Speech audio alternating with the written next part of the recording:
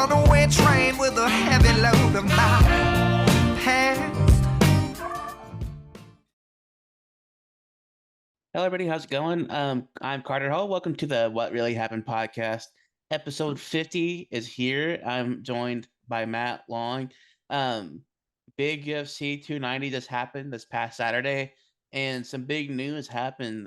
Saturday, Dana White dropped on Instagram and all social media. I mean, I saw it on Instagram, but my guest today to talk about it is Matt Long. Matt Long, how's it going, buddy? Can't wait to talk this stuff with you.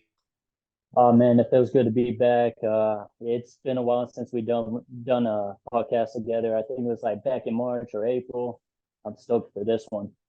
Yeah, it's been a while. I mean, kind of just, you know, got kind of moving around a lot. So finally happy to sit down, finally get a podcast recorded with you. I mean, you and I have been talking about doing a podcast and stuff like that, but I felt like this had to be like the starting line because everything is just perfect. Everything news wise for UFC has just been perfect. It seems like I was talking last night to you because UFC 290 just happened. Um, Man, I don't know where to start. I felt like I messaged you on Instagram. I was like, man, this felt like the Twilight Zone a little bit because it felt like I walked in. I'm like, dang, everything's so quick. Everything's so like awesome and cool. Like, what did I walk into? What were your thoughts like on UFC 290 as a whole? Um, we're gonna start with Robbie Lawler. The way that he finished his last fight was 38 seconds, I think. He Oh KO'd yeah, Nico Price, and that was just a really amazing ending to such an amazing fighter's career like Robbie Lawler. I mean, he still got it. He's got that power without a doubt. yeah, for sure. I saw the highlights of it, saw clips of it. I didn't get to watch that fight live, but watching highlights of it, man, he made it look like he could tell me if I'm wrong, but it looked like he made kind of quick work of him. I mean, he will the Robbie Lawler, the striker and everything that he is, he's just an all out like beast. And just seeing Robbie Lawler out there, it's just amazing to see him, still do what he does. It's just entertaining every time I see him when he walks into the cage. Oh yeah, man. Just like he was like one of the like biggest OGs in the Hmm. UFC back then. And the war that he had with Rory McDonald, do you remember that fight got Yeah, into the Hall of Fame? That's how good Robbie Lawler was in his prime. Like he was the OG fighter in back in back in those years with Nick Diaz and George St. Pierre, Brock Lesnar with the all time greats, Chuck Liddell. He's up there to me. So I feel like he's just one of those guys, man, that he will definitely be missed in the UFC for sure. yeah, most definitely. He's definitely, I think, a Mount Rushmore type caliber guy for sure. I believe, arguably, I think, Robbie. People want to talk about one of the greats. You mentioned a lot of them: GSP, Nate Diaz, all these people. I think he's definitely got to be up there, top five, top 10 for sure. Like Oh pet, yeah. like pound for pound best fighter, like all around kind of guys. I Yes, think like one of the best welterweights in my opinion. most definitely. We talk about Cowboy Cerrone on this program a lot, and talk about how great he is. But I believe people kind of forget, I think, how good Robbie Lawler is too when he steps in that octagon. He's kind of slept on from time to time, but I think when people really look into it, he's that nitty gritty kind of guy as well. He goes in there and he puts on a show for people. I believe he just knockout caliber, as we saw yesterday during UFC 290, knocked out his opponent, and you just love to see it, even any stage of his life, prime or not. He just like this. I like to see good knockout, and I think he provided one last night. Yeah, it was such an amazing ending. They even made a tribute to Robbie Lawler after the fight, so that was also a pretty huge moment Yeah. for Robbie Lawler to go out with a bang. Uh, is special. Yeah, for sure. I mean, we talked about. I think you mentioned Hall of Fame for sure. I think, and UFC had their Hall of Fame prior to UFC 290, and had a lot of great people go in. Were you able to watch that at all? Yeah, I was able to watch most of the fights on the main card. I didn't get to see Bo Nickel, but I saw the KO, the uppercut Yeah. that he did on Val Woodburn. That was nasty. Like he didn't even needed to use any wrestling. Bo Nickel seems to be the real freaking deal, man. And I just like watching young prospects climb all the way up. And like Yeah. it seems like he is the next one. Most definitely. I was telling somebody yesterday too if I was watching the UFC, and I was like, yeah, I was like, I didn't get to watch Bo Nickel either, his fight, but I really wanted to. But because he's Bo Nickel, the thing with Bo Nickel, he's like really, like you said, up and coming guy. It's just so entertaining and great to watch him fight. I think because he said he made really quick work of the his opponent last night. Didn't get to use any of his wrestling, which is amazing considering because like I think Joe Rogan talked to him. I don't know if he mentioned it or someone else mentioned it. Like I think you don't have to really use like if you're a wrestler, you don't like people kind of like come in there really like a grappling wrestling background. But Bo Nickel went in there and just pieced him up. I mean, it's just so cool to watch, people like wrestlers and stuff like that develop their striking game. Like, that's pretty cool. Like Khabib and all these guys who are good at takedowns, but Bo Nichols, I think one of those kind of guys who's on the rise, who I really like to see and watch. It's really cool. His match last night was phenomenal because not to mention too, his opponent took that fight on late notice too. Yeah, that is true. He was supposed to fight what was it? This guy named Trayshawn Gore or something like that. Yeah, that sounds about right. Not just so crazy because like his Bo's replacement opponent was just so crazy. I mean, just the fact that like he went in there against this up and coming guy.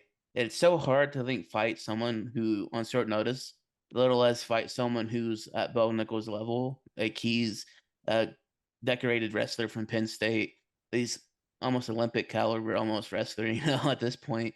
And it's so fascinating, I think, to watch, go in there and okay, you're having this fight on late notice, go in there and trying to beat Bo Nickel. It's like that sounds like a nightmare and a half, honestly. Yeah, that is right. It's just amazing to see also wrestlers just find a way to like get their striking because like you can't rely on your wrestling all the time in the UFC. Like you gotta throw hands, especially with someone who loves to strike. And like if they Mhm. like catch you, like you gotta throw hands back. Like you gotta find a way to hurt them. Like you can't rely on your wrestling. I mean, sure you can use your wrestling like to try to like stop the momentum that they're like putting on you, but like you gotta throw hands back. Like you have Most to definitely. gain your respect to your opponent. Like if you don't gain your respect, he's just gonna keep wailing on you until the ref steps in or until you do something. Yeah. I think people I think wrestling is like one of those because I have a wrestling background from high school. And I think with watch so that's one of my favorite things to watch, obviously in UFC is like it's cool to see wrestling, obviously, in UFC, but I think, it's really cool watching like these guys, like you said too, like you alluded to it, like people like wrestlers always rely on their wrestling, but I think their opponents kind of go in there like go in there and expect, okay, this guy's going to take me down. I want to learn takedown defenses and things of that nature. And but that's what they're thinking. That's where they get you. Like wrestlers can get you in a way if they're fighting in there. Like Bo Nickel, for example, they go in there and they just can like knock you down if they want to with ease. They don't have to necessarily get step one, game one, rely on the wrestling to take you down. They can just go in there, do kickboxing or do striking of any kind, that they can just revolve. You can evolve into anything because they know that wrestling background. Yeah, that's absolutely true. I think Bo Nickel is a very good wrestler. He proved that his striking was good enough to win this fight. He got it under a minute. I think it was like 38 seconds as well. So Yeah, yeah, definitely what Bo Nickel needed was to get another quick finish. And I think his next opponent should be the guy that he should have fought was Trayshawn Gore. yeah. So I think that'll be a pretty good fight too to look out for too.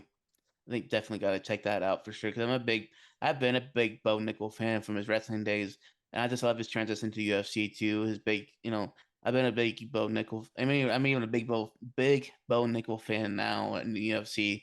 I can only imagine. Like I only love watching his stock rise more and more, fight by fight.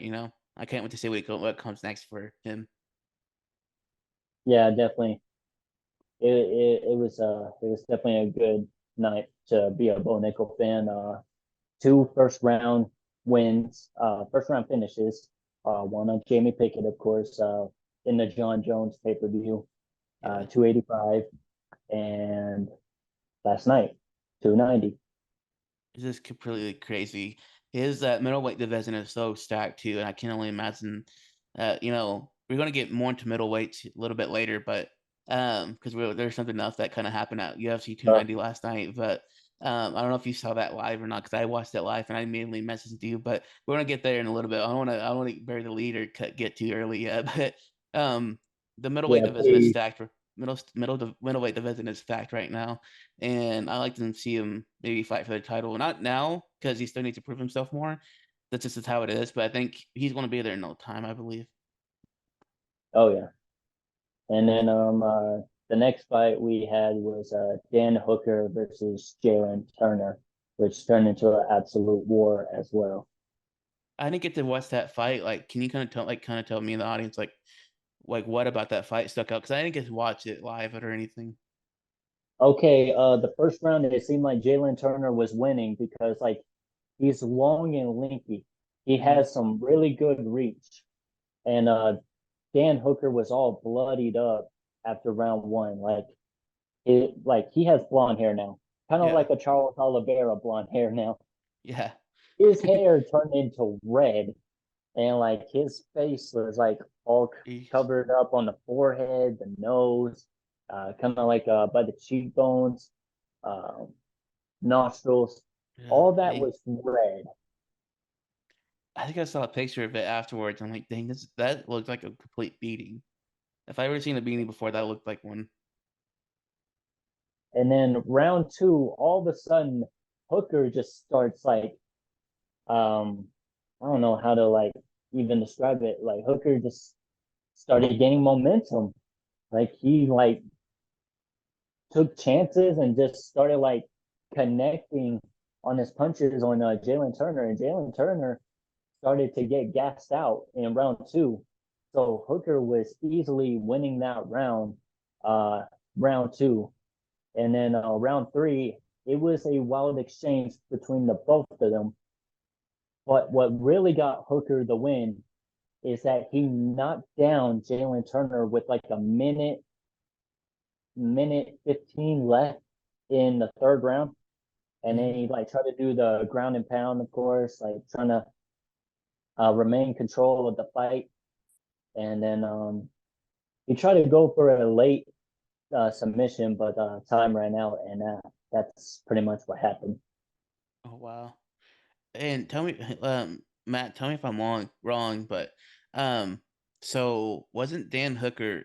I may have the completely wrong person. I'm notorious for getting UFC fighters wrong sometimes.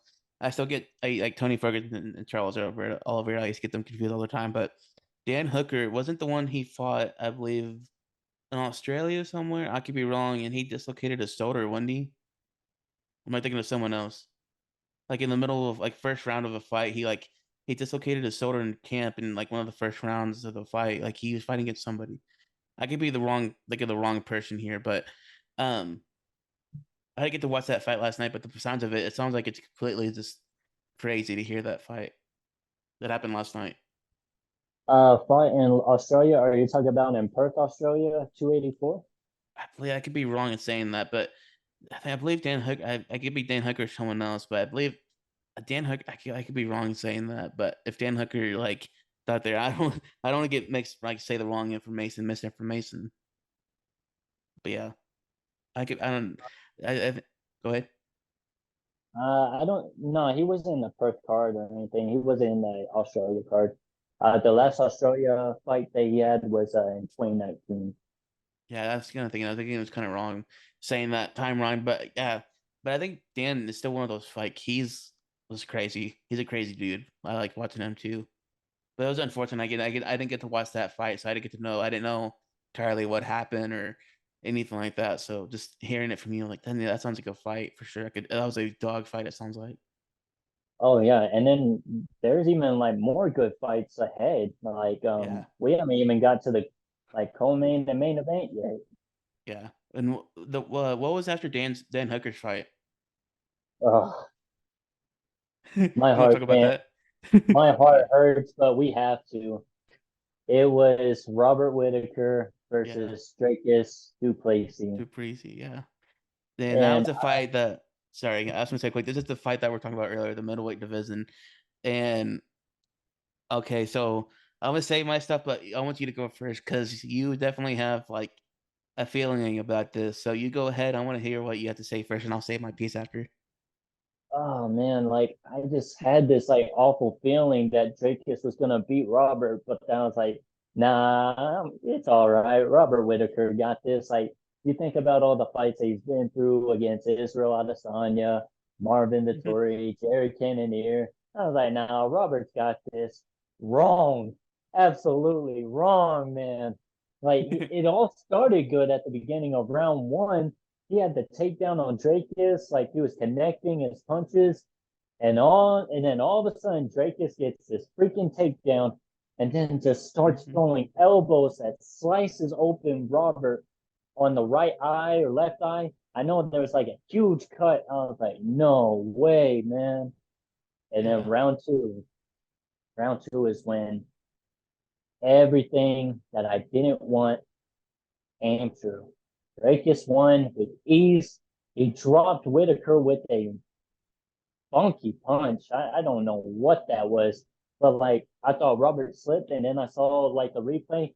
He connected on Robert's chin. I'm like, no way, he just got dropped like that. yeah. And then like he was wobbled. He tried to run away from Dracus like against the cage, and then when you run away from like leaning against the cage, you know things are about to get bad for you. Hmm. And like seeing that happen to Robert, I can't believe it. And then you like curled up into a ball. When you curl up into a ball, it's pretty much over. And like when I Yeah. saw that live, I was at Synergy watching this, and I just couldn't believe my eyes.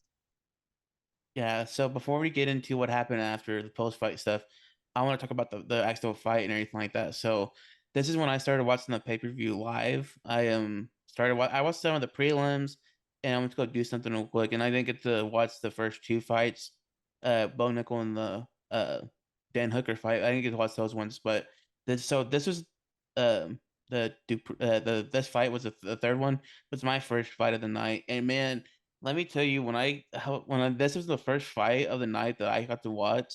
This was like, I want to say I don't know if exciting is a word. It was really exciting watching it, but the result I was like you because I wanted Robert Whitaker to win.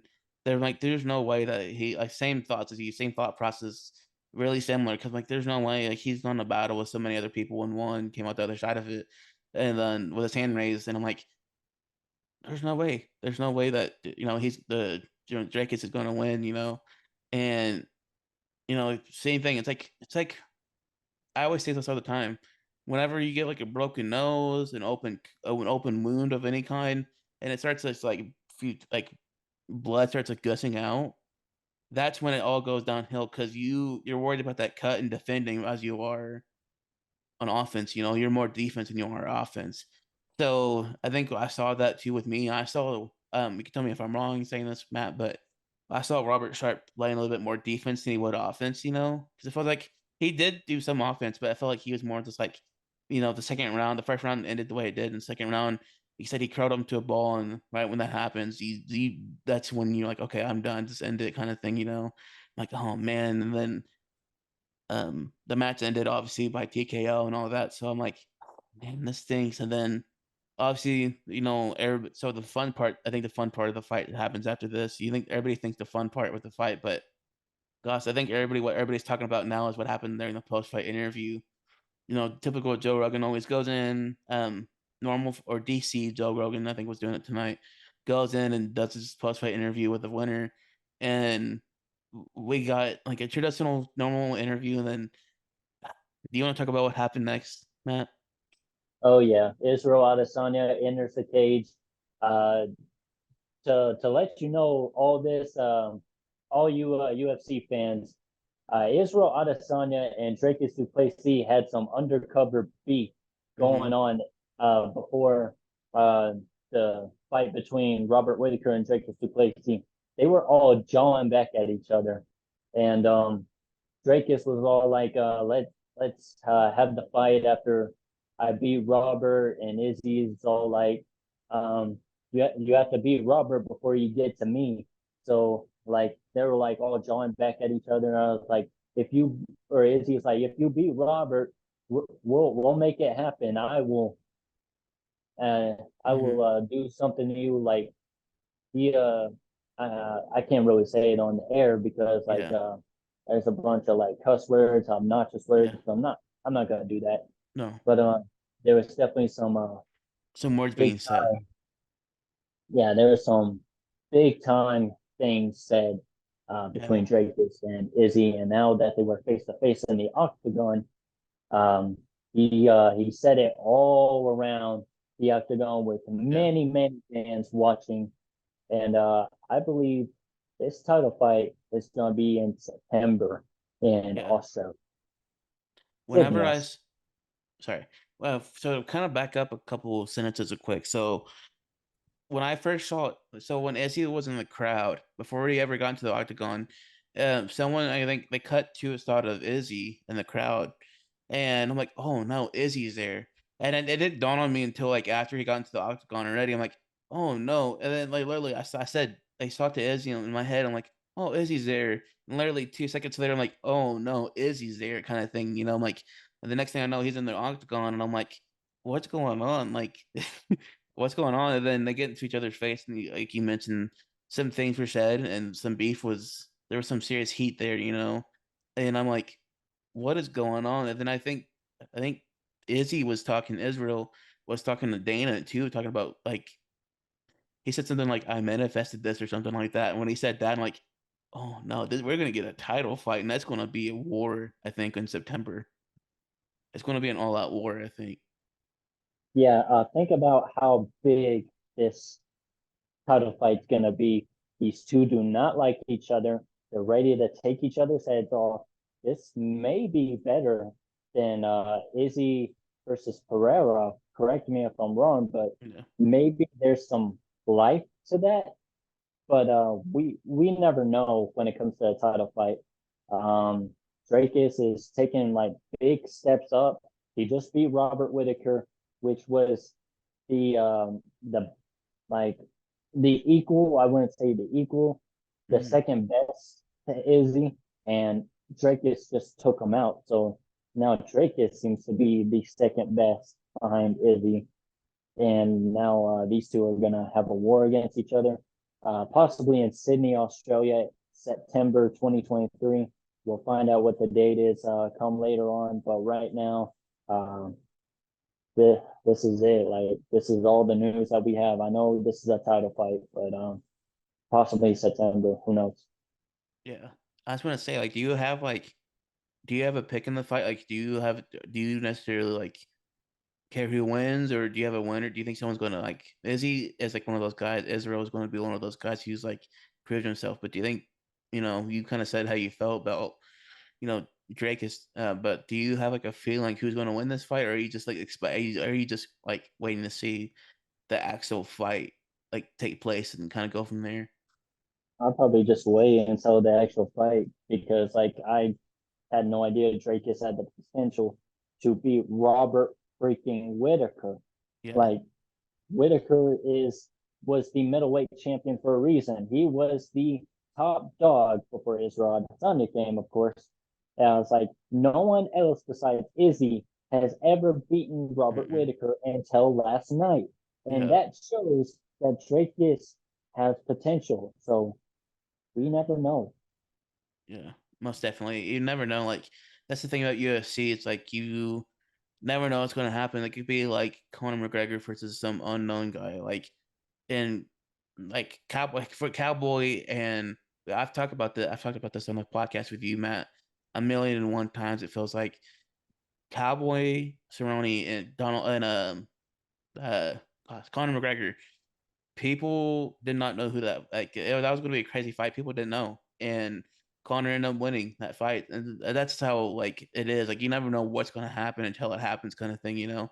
And I think the fight between Izzy and Drake is going to be in September in Australia. You said Australia, right?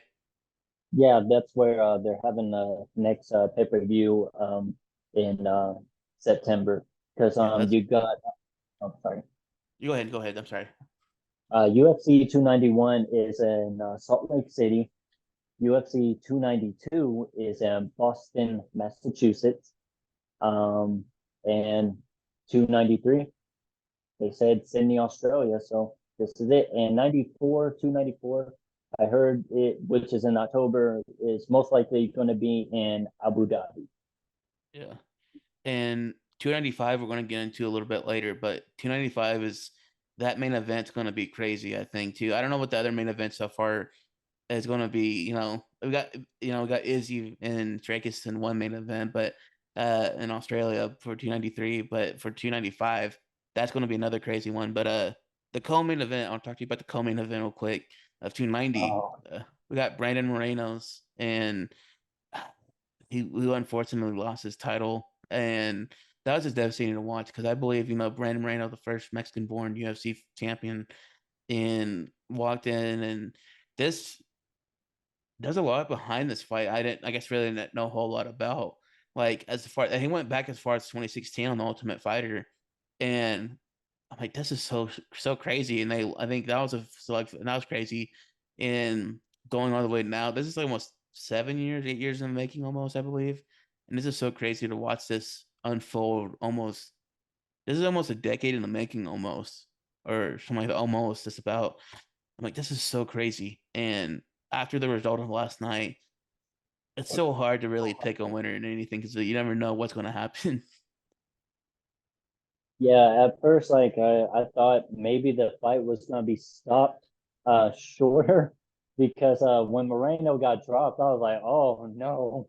And Moreno's my boy, man. Like I love Brandon Moreno. And Yeah, when I saw him got dropped, I was like, oh, this is trouble. I was like, I never seen him get dropped this early in the round at like ever, like in a yeah, fight. Uh, but like he was able to recover. He was able to put the hands on Pantoja, and like they were having a back and forth war. Both were so bloodied up. This had to be probably one of the best fights in the flyweight division, and like these two were just going at it. Like I just couldn't believe what I was seeing. Both were bloodied up. I felt like yeah, Pantoja was bloodied up more. Moreno had them elbows that were yeah. connecting, and like they were like slicing Pantoja up. But it was the wrestling that probably made a difference on why Pantoja got the victory. He took Brandon Moreno down 4 or 5 times. Like it wasn't very long though. The control wasn't very long. Yeah, Moreno had like 3 reversals. Moreno is a Yeah, hard dude to take down. some really pretty reversals too. I think there was one, I believe he was in a submission holding in the later in the fight, later in the round, the fight. And I saw it. I'm like, there's no way he turned around. I believe it was. I think he was in a submission on his back, and he turned was able to turn around. And I saw that. I'm like, this is so crazy. Like you said, the wrestling when this was so crazy. I think the brutal elbows really made a difference, but it went all 5 rounds, and it went to a split decision, and just everything about it was like you had a little bit of everything in this fight. I mean, you had elbows, you had submissions, you had wrestling, you had striking. This is one of those fights I think that was like, if I could compare it to anything, I believe it was like one of the Conor McGregor and Nate Diaz fights, like how brutal it was. Just like an all out like dog fight. Like that's the best way to describe it. It's like brutal, like to the core, like fighting. There's a difference between like fighting and fighting. And this is like one of those fights I think like it was still fun to watch. But if you're a true fighting fan, I think it was fun to watch. At the same time, it's also like man, the result was so different from what I think people were expecting. Oh yeah. I really thought, in my opinion, nothing against Alexandre Pantoja, but I thought Moreno did enough to win. That's what I was kind of thinking too in this fight. I was fully picking Brandon Moreno to win this fight fully from round one to the last round, last second to this fight. Fully believed he won. And when Bruce Buffer said like a new champion, whatever, I was like, oh, like I said, a new, like how Bruce Buffer does it in his announcing voice. I just like, I think I just felt my head laying down. Like, are you serious? Brandon just got that in his last fight in his first title defense with it. He loses it. I'm like, this is so crazy. It's happened twice. When Moreno first became the champion, he had to fight Figueiredo again. Yeah. Lost his belt to Figueiredo, had to get it back, did, and then fought a new challenger, which is Pantoja. First title defense after he got it back, he lost it again. So we don't know what's next for Brandon Moreno.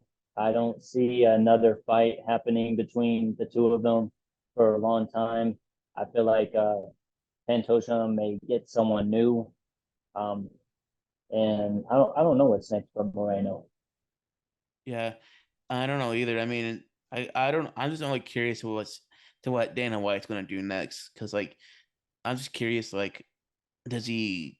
I don't know. I'm just thinking. What I'm just only can only imagine what's in Dana White's head for Brandon Moreno right now. Like, what's in the plans, what's in the works for him. I can only time could tell. Like, does he get a big time fight? Does he what happens next? Like, does he get a title defense or because that's like their second or third time fighting against each other, right? Yeah. And Pantoja's 3-0, all because of that darn decision Yeah. last night. It's so crazy to watch that fight too. So weird. And that's what I think we were texting you about that fight too. I'm like, dude, Brandon just lost. I'm like, this is so wild. And one Yeah. fight too, I think that kind of happened rather quickly was the main event. And that was a pretty crazy main event too to help finish the night off. What were your thoughts on the main event? I was very curious how Volk was gonna handle Yair's like kicks, just like his style, because style makes fights. So like I was very curious how Volk was gonna do. He took some pretty good kicks to like the face, of course. Yeah. Yair is good with some body kicks, some head kicks. Yair seemed very good with those kicks, and Volk ate a couple of them, and I Most was like, definitely. no, I was like, no way that he could stand up like that. But he was like, okay, good one. That's what Volk was saying to Yair. He was like, okay, I'll give you props for that. And then like he was like trying to control the distance, but the takedowns on Yair was the key for Alex winning that fight. And like he never really landed uh on the feet, but on the ground is when the Mm. beginning of the end started happening. He was throwing vicious elbows at Yair that split him open, and it just seemed like the ground and pound was very huge for Volt, and that was huge for Alex winning that fight. Yeah. For sure. I think that was a big fight for, Volkanovski. Just seeing that fight, I think he was Alexander Volkanovski just is a tank, be able to take those, big strikes and anything like that. It just proves like he's an absolute weapon in there. I think Tank just be able to absorb. Something and just keep moving. I think I was really fascinated with that main event because he went in there, was able to hit, it'll get hit, and it'll keep moving forward. That's what I liked about that fight. That's one big takeaway from my fight, I believe, too, is just be able to see all that and how much he can absorb and just keep moving forward. So I'm kind of happy that Volkanovski, was able to defend his title, and keep doing him. Yeah, it So like it was good for Volk to keep his title after what we experienced last night. At least one guy that we went for yeah, won. one. Most definitely. One title defense, I think, was successful in that fight, and that night was pretty crazy to see that. Pretty wild. But there's some news that I think kind of broke. We mentioned earlier that I want to talk about real quick and kind of talk about get your ideas on and stuff like that. 295 UFC 295 going to be held in New York at Madison Square Garden. Possibly the biggest. like the mecca of sports. It feels like they're just going to hold probably the biggest pay-per-view like main event in combat sports probably in a while. We're going to have Dana White announced on social media and everywhere that um Stipe Miocic is going to be going against John Jones for the UFC heavyweight title, which is beneficial. You and I have been talking about this for months and months and months, it feels like, and we finally got our dream come true. Um, it's so exciting. I've been waiting for this for a long time. And I know Matt, you've been too. So when you first heard about that, what are your emotions then? And knowing that it's kind of like been going on like now, like it's like sinking in, like what are you thinking now? I mean, I was like, after we beat Cyril Gunn, I was like, I mean, come on, it's got to happen sooner or later. I was hoping it was going to be last night at 290. I was hoping it was going to be on Yeah. that card, but they never agreed to it. So I was like, okay, when are we going to see this? Like, when is this going to happen? New York is definitely the right arena for this Yeah. fight to happen. And my God, it's definitely going to be a main event. I can definitely tell you right now. And Yeah. there's also rumors that Leon Edwards could fight Kobe Covington in that same pay-per-view. What? That's crazy. It's rumors. Dang, Kobe Covington and Leon Edwards. That'd be so crazy to have that like on that same card at 295. Can you imagine if that's the co-main in the main events? Uh, Sarah, I have to say Strogan as a Stipe and John Jones for the title. The two title fights back to back like that. That'd be so crazy to watch that. I believe. Just that'd I'm be sure it will happen.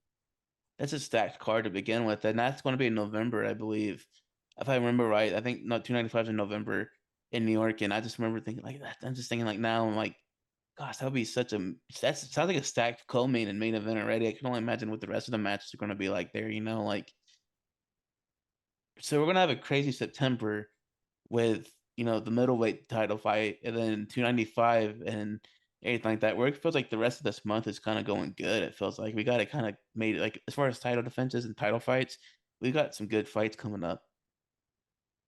Oh yeah, absolutely. Like it's just amazing how everything is just falling into place for these like not only title fights but contender fights. These Yeah, contender fights have been major and like fun to watch, and I just can't wait to like yeah, what's in store for the UFC in the future, the near future. sure. If that rumor between Colby Covington and Leon Edwards are true and that happens, um, do you does do you think Kamaru Usman gets a fight at that winner of that fight? You think for the title? Whew. I'm not too sure about that one. I am really not too sure. Maybe, but then again, there's still like Hamzat Chimaev and That's true. yeah, that guy. This Chimaev is still waiting in the wings, and you could tell he's been waiting to become a champion. So I think Chimaev may get the next shot. Yeah, that'd be. Yeah, I keep thinking about Kamaru Usman and Leon Edwards for a fight again. I'm trying to think like how exciting that is. But I want to get your thoughts real quick on for your picks if you have one for 295 for Stipe and John Jones. John Jones is a little bit bigger, not huge because he was obviously a light heavyweight. Going to obviously stepping up to beat Cyril Gane for the heavyweight title. Now he's going to get Stipe, obviously. But with Stipe and John Jones, do you have a pick in that, or are you just like a big fan, like waiting to see what happens? I'm gonna still go with Sean Jones. I believe Yeah, that his reach will be good and his wrestling will be good enough to submit Stipe, kind of like what he did to Cyril Gahn. Like he yeah, controlled the distance.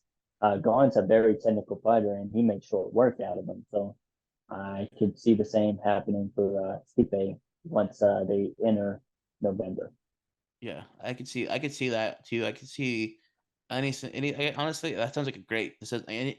Feels like anybody could tell me like their ideas, and it sounds like if it's sensible, I could really agree with it. Like anything could happen between the John Jones is possibly the goat of goats, and when it comes to UFC, I believe he's like all around probably the best fighter ever in there. But then again, Stipe is like people are saying like, oh, Stipe is the go to heavyweights. True, he is, but you never know. Like John Jones could go in there and just make easy money, easy work of Stipe like he did with Cyril Gane in the first round. Just quick submission and like toss him out like trash, like not trash literally, but he go in there and like, okay, just quick submission, okay, just let's leave, kind of that's a quick out of defense. Who's next? But do you think if John Jones goes in there and submits Stipe, like makes easy work of him, or beats him or knocks him out, whatever? Do you think he's anywhere close to retiring at all? I'm not too sure. I wasn't too sure about Amanda Nunes, and that happened. So quite possibly there could be one more challenger waiting in the wings. This Russian bomber named Sergey Pavlovich, Oh who yeah, has some dynamite in his hands.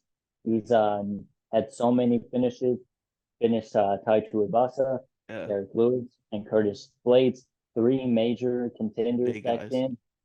So it could be his for last sure, fight, or he could go up against Sergey Pavlovich soon. Never for know. sure. Yeah, you never know. I mean, it'll be so crazy. I mean, I just want to say one more thing before you head on out, but about John Jones and Stipe because I've been pretty excited as you can tell probably for this fight. But if Stipe, because technically John Jones has one loss on his record due to a disqualification, but if Stipe goes in there and is able to beat John Jones, do you think that's like legit beats him, knocks him out, submits him, goes to a decision, whatever? Do you think John Jones' legacy is like at all like tainted or anything like that? Not tainted, but like it it goes down at all, or do you think it just stays the same? I don't think it goes down. I think John Jones could potentially do a rematch and claim that belt back. For And sure. then if that happens, then we could be seeing a trilogy. We just never know. Yeah, that's so crazy. I keep thinking about I just thought about that too. Like, oh, what happens if this happens? But first, we have to get there first in November. That's a few months away. We're only in July. But one more thing too about I keep looking at your hat, and that's pretty stoked. I pretty like that hat. So I just want to get the like, where's the idea? Because I follow you on Instagram. Obviously, we follow each other. I see all these like awesome, like really cool hats that you make. So like, where's like your hat? Like the hat that you're wearing now. Where's that? Where's the idea come from that? Or where's the idea come from for that hat? It was actually just inspired by my friends that actually we went bowling one time and they tried to put Shot Killer, but they couldn't put the whole entire name Shot Killer. So my friend Cy Pennington, who is such a great guy, very great athlete, played football for WT. He actually put Shotsky on there. I was like, Shotsky, huh? I like it. It's pretty cool. Let's do it. And sure enough, I made the name Shotsky. Um, and one reason why they call me Shot Killer because that's just a nickname for basketball. Yeah. Um, the journey of how I got to this nickname has been very, very crazy, in my opinion. And I've been blessed to still play this game of basketball. Um, just still continue to play this game. I never thought I'd really get this far in basketball. Really, wasn't really the most liked person, should I say, in high school or middle school, not even elementary. Like how I rose up to be the person that I am today, I got to give it up to my Lord and Savior Jesus Christ. And like all you people out there that are watching, um, just whatever you're going through in life, don't ever give up. Don't give up. Just keep shooting high. Just keep trying to raise the bar high. Set your sights higher, and just never give up. Like just just keep moving forward, even if things are rough. Whether if like school is tough for you or work is like trying to bring you down, don't let it. Just keep moving high, and like always like keep your faith strong in your Lord and Savior, and the Lord and Savior upstairs, Jesus Christ, Yeah. man. Because like He's the one that's bringing me to where I am now. Just like He's the one that's helped me become a champ in this game that I love so much. Like I had to get to like 5 or 4 different tournaments just to be a champion Yeah. finally. And now I'm trying to become this double champion, which I am working my tail off every single day. We have a game tomorrow, game three. Starts at 6 p.m. at the Dur. I cannot wait for it. We're playing a little exhibition game tonight at my church, Trinity Fellowship. So I'm just it's basically like practice for me to like get my legs moving, get my feet moving, get my cardio going, and get my shots up, my skill going. Heck yeah, that's a great message, man. Thank you for sharing all that too. That's pretty awesome. You know, I'm a big believer in Christ too, so that's awesome to share that story and your basketball journey. I mean, you and I joke around all the time, but I mean it too. Like, whenever you become a double champion, whatever, I want to have you back on the podcast talking about nothing but basketball. If that's cool with you. Yeah, I would definitely love to be on there again. If I become a double champion, I would love to do the podcast, and I definitely would like a hat that says two-time champ on it in the most humble way possible. For Guys, sure. I am the most humble person. Um, when I went to church, like at first I used to be this rebel, savage guy, but when I found Jesus, like my whole life completely changed. I am this humble guy now that like respects his opponents, respects everyone that like that walks around me. Like they may not like me, but I respect them. Like I want to shake hands with you. I want to like just have a nice conversation with you. Like just everything. Like I just want to respect people. Like I don't Yeah. want to be this savage guy or this like freaking punk. And I want to be this humble, nice guy that people can, even kids. Like I want to be like this guy that kids can look up to, and like Yeah. that's what I want to be. And like I'm trying to set the bar high, and make sure kids look up to me. Like I have a couple from high school that like really look up to me, and like it's been a blessing. I have one of these I have my friend Rido, his son looks up to me. Like he's trying to get me to train him, but it's been so difficult to train people at this time with three jobs and playing in this darn league. And I just like I would love to train them, but it's been difficult at this Yeah. time. Yeah. But hey, you're still setting that bar high, dude. So you keep doing it every time I see you. You're always practicing. I'm like, man, this guy's so cool. Like just like he's the fact that you're actually going in there doing your thing, working on getting your shots up and everything like that. But I guess that's why the hat makes all the sense, right, Sasky? But so Matt, thank you for coming on, dude. I mean, I had a great time talking to UFC and basketball with you, and man, we gotta talk about more fights, for sure, for 291 and 2, 3, all the way to 295 for sure. Yeah, thank you so much. And all you people that are watching, you can follow me on Instagram, follow me on Snapchat. Instagram is Shot Killer, the Warrior of God, Shot Killer space D space Warrior space of Warrior space God, and then 17. And then Snapchat, Mr. Shot Killer. Thank you all for listening. It felt good to be here, Carter. And yeah. Yeah, it's always cool to have you, dude. I mean, you're a busy dude, so thanks for taking the time out, and don't forget to subscribe and like this comment up too, and go follow Matt and those social media links too. So, Matt, thank you, and thanks to everybody checking this podcast out. Till next time, y'all have a great weekend. See y'all. Okay. God bless. Party on my own, y'all. Look at how the people tryna hold me back. Hold me back. Going short out. Look at how the people tryna hold me back. Told me that. Slow down. Fuck going out, getting high on the weekend.